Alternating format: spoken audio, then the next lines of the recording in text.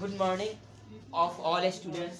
अब हम लोग ना क्लास 12 का ना फिजिक्स का ना जो ऑब्जेक्टिव क्वेश्चन है सबसे ज़्यादा महत्वपूर्ण है, जो बिहार बोर्ड में पूछा जाता है ना, वही एकदम एक्यूरेट सवाल है, यानी कि फिजिक्स का ऑब्जेक्टिव क्वेश्चन है। अब हम क्वेश्चन को ऑब्जेक्टिव को पढ़ेंगे, आप लोग ना सुन करके ना इसको याद कर लीजिएगा। देखो यहाँ पे 1 किलोवाट घंटा यानी कि 1 किलोवाट घंटा किसका मात्रक है, यानी कि ऊर्जा का होता है। 1 किलोवाट घंटा किसका मात्रक होता है, तो ऊर्जा का। विद्युत वाहक बल की बीमा क्या है, विद्युत वाहक बल की बीमा क्या है, तो I को power I inverse 1 ml² t power -3 होता है। इसका बीमा क्या होता है, I inverse 1 ml² t power -3।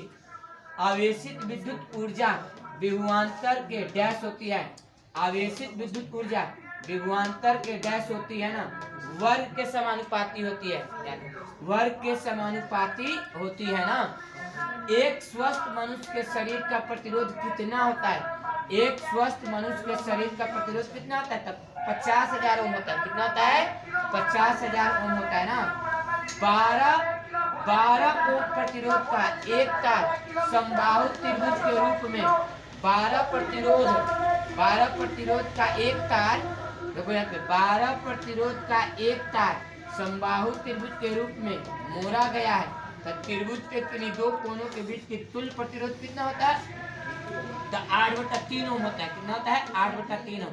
किसी चालक का विशिष्ट प्रतिरोध बढ़ता है, यानी कि चालक का जब विशिष्ट प्रतिरोध बढ़ाते हैं तो किसके कारण बढ़ता है, तो ताप जब बढ़ता है ना, तो किसी चालक का विशिष्ट प्रतिरोध बढ़ जाता है ना।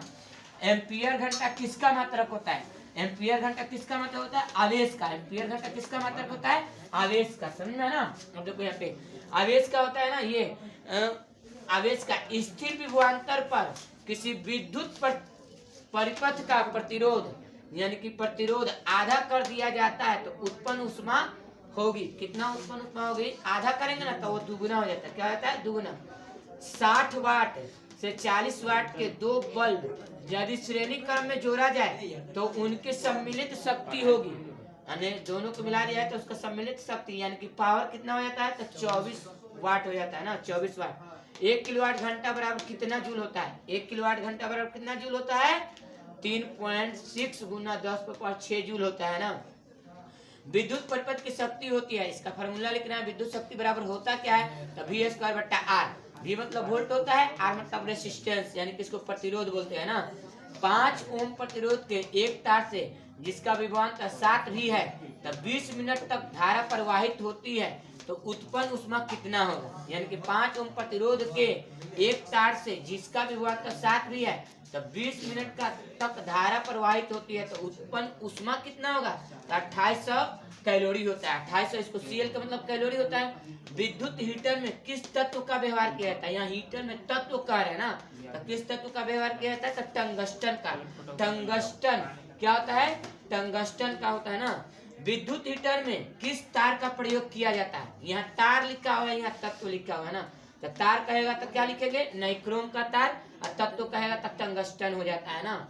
अब देखो 1.5 वोल्ट विद्युत वाहक बल का कोई सेल सीधे 0.05 ओम के प्रतिरोध से जोड़ दिया जाता है, यदि परिपथ में 2 एम्पियर की धारा प्रवाहित होती है तो सेल का आंतरिक प्रतिरोध क्या होता है, सेल का क्या होता है, आंतरिक प्रतिरोध क्या होगा, यानी कि 1.5 भी विद्युत वाहक बल का कोई सेल सीधे 0.05 ओम के प्रतिरोध से जोड़ दिया गया है, यदि परिपथ में 2 एम्पियर की धारा प्रवाहित होती है तो सेल का आंतरिक प्रतिरोध क्या है, 0.7 ओम आ जाएगा। इसका आंसर क्या हो जाएगा, 0.7 ओम। इसका संकेत क्या होता है, ओम का।